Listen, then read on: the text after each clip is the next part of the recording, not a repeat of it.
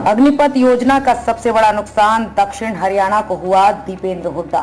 कांग्रेस सरकार बनने पर अग्निपथ योजना को खत्म कर फौज में रेगुलर भर्ती करेंगे और भर्ती अग्निवीरों को पक्का करेंगे, दीपेंद्र हुड्डा। सेना में अहीर रेजिमेंट के गठन की मांग लगातार संसद में उठाई, लेकिन बीजेपी ने अहीर रेजिमेंट देना तो दूर, अग्निपथ योजना लागू कर दी, दीपेंद्र हुड्डा।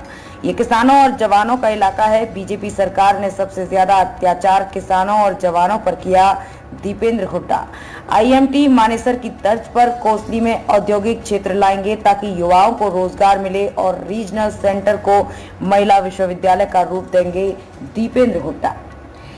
सांसद दीपेंद्र हुड्डा ने आज कोसली हलके के गांव गुरावड़ा, गादला, कन्होरा, कन्होरी, उष्मापुर, बहरामपुर, बास, रतनथल, हंसावास, पालाहवास, जीवड़ा, चौकी नंबर 1, मालियाकी, आसियाकी, गोरावास, चांदावास, नांगलिया, करवरा, मानकपुर, शादीपुर, मस्तापुर, मोहदीनपुर, नैनसुखपुरा, सिहास, लाला, रोजूवास, रोहडाई आदि गांव में चुनाव प्रचार कर वोट अपील की।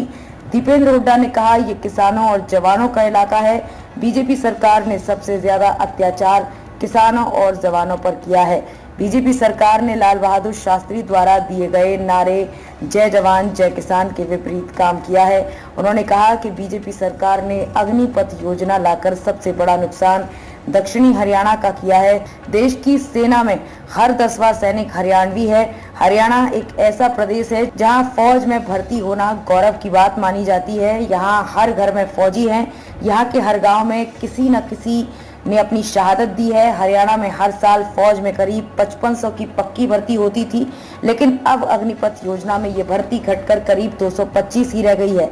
नौजवानों को फौज में जाने की तैयारी कराने वाले हजारों कोचिंग सेंटर आज बंद होने की कगार पर हैं।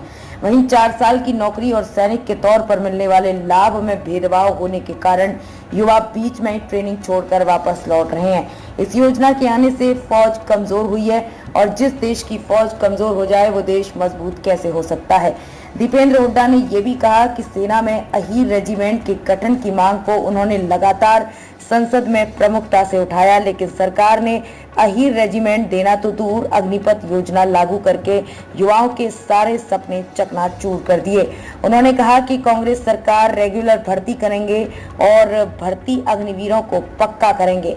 दीपेंद्र हुड्डा ने कहा कि कांग्रेस सरकार के समय उन्होंने रेवाड़ी को शिक्षा का हब बनाने का प्रयास किया और यहाँ 19 संस्थान खुलवाए, जिनमें मीरपुर में इंदिरा गांधी यूनिवर्सिटी, कृष्णनगर लूला अहीर में भगत फुल सिंह महिला विश्वविद्यालय का रीजनल सेंटर बनाया गया।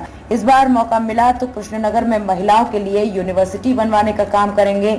इसके अलावा आईएमटी मानेसर की तर्ज पर कोसली क्षेत्र में औद्योगिक क्षेत्र लेकर आएंगे ताकि युवाओं को रोजगार मिले।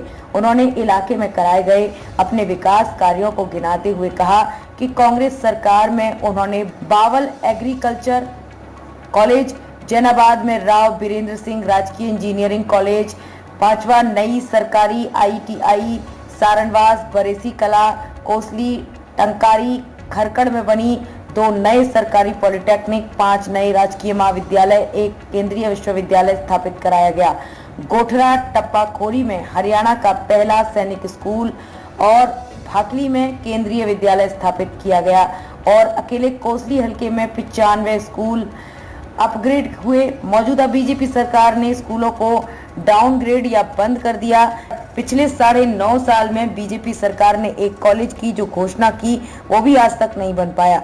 उन्होंने आगे कहा कि सरकार ने ग्रामीण चौकीदार, मनरेगा मजदूर, किसान, नौजवान खिलाड़ी बेटियों अहीर रेजिमेंट की मांग उठाने पर नौजवानों समेत हर वर्ग को अपमानित किया। भाजपा राज में लोगों के संवैधानिक अधिकारों को छीनने का प्रयास हो रहा है। हर वर्ग के अधिकारों को बैकडोर से छीना जा रहा है। अब तक बीजेपी के नेता 400 पार के नारे लगा रहे हैं और बोल रहे हैं कि वो देश का संविधान बदल देंगे। ब्यूरो रिपोर्ट, बिंदास हरियाणा।